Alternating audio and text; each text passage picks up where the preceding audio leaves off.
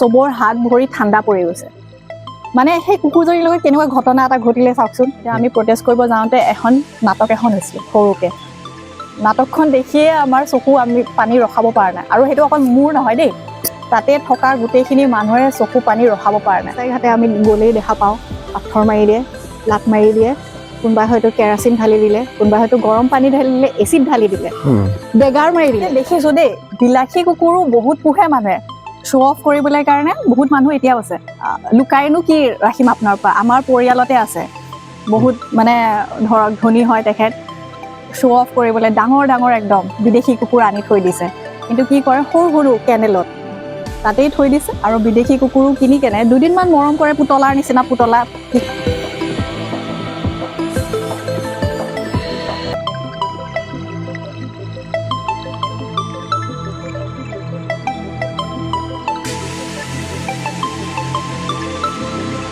বিলাসী কুকুৰ নহয় বাটৰ কুকুৰ গুৱাহাটী মহানগৰীৰ এগৰাকী নহয় দুগৰাকী দুই ভগ্নীয়ে পোহপাল দিছে বাটৰৰ পৰা উঠাই আনি তেওঁলোকে লালন পালন কৰিছে বহুকেইটা কুকুৰ দুয়োগৰাকী ভগ্নীয়ে আমাৰ মাজত উপস্থিত আছে তেওঁলোকৰ লগত কিছু কথা পাতিব চেষ্টা কৰিম জানিব পাৰিছো আপোনালোকে জনা বুজা হোৱাৰ পৰা বিভিন্ন ঠাইৰ বাটৰ কুকুৰবোৰ লৈ আহিছে অকল কুকুৰেই নহয় বিভিন্ন জীৱ জন্তু আনি আপোনালোকে লালন পালন কৰিছে এই জীৱ জন্তুবিলাক কেতিয়াৰ পৰা আৰম্ভ কৰিছে আৰু কি জীৱ জন্তু আপোনালোকে আনিছে যেতিয়াৰ পৰা আমাৰ বুজা শক্তিটো আহিছে তেতিয়াৰ পৰা আমি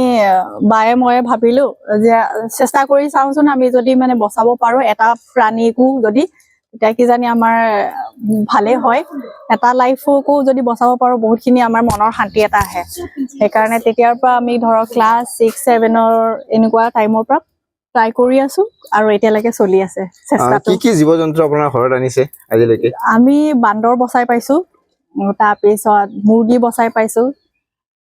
আপোনাৰ পাৰটোতো পাওঁৱেই বহুত মানে এমাউণ্টতে পাৰ আহি যায় কাৰণ ইয়াতে বহুতে মানে পুহিছিলে আগতে কিন্তু কি হ'ল সিহঁতৰ যেতিয়া বেমাৰ হৈ যায় মানে মানুহবোৰে এৰি দিয়েগৈ তেতিয়া কেতিয়াবা যেতিয়া পৰি যায়গৈ বা আমাৰ কেতিয়াবা মেকুৰীয়ে উঠাই লৈ আহে সিহঁতক আৰু ধুনীয়াকে সিহঁতি নাখায় কিন্তু দেই মেকুৰীকেইটাই নাখায় সিহঁতি আহি আমাৰ হাতত দি দিয়ে তাৰপিছত বায়ে আৰু মই চেষ্টা কৰোঁ বচাবলৈ কাৰণে সিহঁতক ধুনীয়া বাচি গ'লে আমি উৰাই দিওঁ এইখন গুৱাহাটী মহানগৰীতে কিছুমান নিষ্ঠবান লোক আছে যিসকল লোকে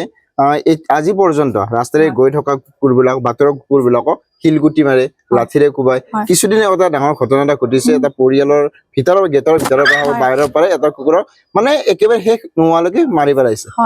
সেই ক্ষেত্ৰতো আৰু সেই দৃশ্য আৰু আপোনালোকৰ দৃশ্য কেনেকুৱা লাগে আপোনাৰ সেই দৃশ্য দেখিলে মানে হাত ভৰি কঁপি আহে কি ক'ম এতিয়া মানে যিহেতুকে হিউমেন বিঙে হয় ধৰক মানে আমি সেইটো টাইমত তাতে প্ৰেজেন্ট নাছিলো হয়তো প্ৰেজেন্ট থাকিলে কিবা এটা নহয় কিবা আমিও একশ্যন এটা ললো হয় কিন্তু প্ৰেজেন্ট নাছিলো কিন্তু যেতিয়া আমি প্ৰটেষ্ট কৰিব গৈছিলো যেতিয়া গ্ৰুপত আহিছিলে মেছেজটো প্ৰটেষ্ট কৰিবলৈ কাৰণে কাৰণ এতিয়ালৈকে জাষ্টিছ হোৱাই নাই এই ডেটটোলৈকে জাষ্টিছ হোৱা নাই তেতিয়া আমি প্ৰটেষ্ট কৰিব যাওঁতে এখন নাটক এখন হৈছিলে সৰুকে নাটকখন দেখিয়ে আমাৰ চকু আমি পানী ৰখাব পৰা নাই আৰু সেইটো অকল মোৰ নহয় দেই তাতে থকা গোটেইখিনি মানুহে চকু পানী ৰখাব পৰা নাই চবৰ হাত ভৰি ঠাণ্ডা পৰি গৈছে মানে সেই কুকুৰজনীৰ লগত কেনেকুৱা ঘটনা এটা ঘটিলে চাওকচোন মানে আচৰিত ভাৱে মানে সেই ঘটনাটো আমি ভাবিবই নোৱাৰো মানে এনেকুৱা এটা বেয়া ঘটনা এটা ঘটি গ'ল কেতিয়াও ভাবিব নোৱাৰো ৰাস্তাই ঘাটে আমি গ'লেই দেখা পাওঁ পাথৰ মাৰি দিয়ে লাট মাৰি দিয়ে কোনোবাই হয়তো কেৰাচিন ঢালি দিলে কোনোবাই হয়তো গৰম পানী ঢালি দিলে এচিড ঢালি দিলে বেগাৰ মাৰি দিলে তেনেকুৱাও দেখিছো হাত ভৰি কাটি দিলে মানে চলিয়ে থাকে আৰু অকল বিলাসী কুকুৰকে যে জীৱন যাপন দিব লাগে বিলাসী কুকুৰকে যে আনি পুহিব লাগে বাটৰ কুকুৰ নহয় নেকি তেওঁলোকৰ জীৱন নাই নেকি হয় এনেকুৱা পৰিৱেশ হৈ পৰিছে নেকি আজিৰ সমাজত হয় তেনেকুৱাই কিন্তু এতিয়া দেখিছো দেই বিলাসী কুকুৰো বহুত পোহে মানুহে শ্ব' অফ কৰিবলৈ কাৰণে বহুত মানুহ এতিয়াও আছে লুকাইনো কি ৰাখিম আপোনাৰ পৰা আমাৰ পৰিয়ালতে আছে বহুত মানে ধৰক ধনী হয় তেখেত শ্ব' অফ কৰিবলৈ ডাঙৰ ডাঙৰ একদম বিদেশী কুকুৰ আনি থৈ দিছে কিন্তু কি কৰে সৰু সৰু কেনেলত তাতেই থৈ দিছে এটা টাইমত খানা দিছে সিহঁতি তাতেই হাগিছে তাতেই মুতিছে 10 বছৰ কিছুমানটো 10 বছৰ ওপৰৰ পৰা সেই কেনেলতে ফচি আছে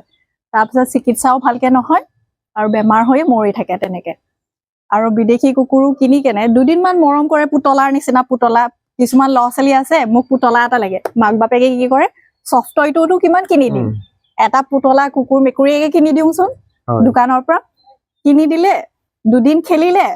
যেনেকে পুতলাটোৰ হাতটো ভাঙি গলে বেয়া পাই পেলাই দিয়ে, তেনেকে জন্তুবোৰো তেনেকে 2 দিন মান মৰম কৰে আৰু পেলাই দিয়ে। আৰু বহুত মালিক আছে 2 দিন মান ৰাখে, ঘূৰাই ফুৰাই, তাৰপিছত খুব মাৰে হেঁতক। প্ৰিন্সৰে এটা ঘটনা হৈ গ'ল। নিশ্চিত এনেকুৱা লোক সমাজখনত বহুত আছে, কিন্তু বিপৰীত দিশত দেখা পোৱা গৈছে আপোনালোকে যেতিয়াৰ পৰা জানা হৈছে, 2 ভগ্নীয়ে যেতিয়াৰ পৰা জানা হৈছে, বুজা হৈছে, নিজৰ খৰচাৰে নিজৰ ধনেৰে আপোনাক এনেকে পোহপাল দি আছে, ভেকচিন দিছে বুলি জানিছো। আপোনাৰ দেউতাও সেই কৰ্মই কৰি গৈছিল বিভিন্ন ক্ষেত্ৰত, জীৱ জন্তুৱে হওক মানুহ পৰ্যন্ত, সৰু ল'ৰা আনি পেলাই ঘৰত পুহি তেওঁলোকক ডাঙৰ মানুহ কৰা আপোনালোকৰ পৰা ইতিমধ্যে আমি জানিব পাৰিছো। আপোনাৰ ঘৰত এতিয়ালৈকে এই যিবিলাক জীৱ জন্তু আনিলে কিমান এডপ্ট কৰিলে আপোনালোকে, কিমান লৈ গ'ল? আমি এডপ্টাৰ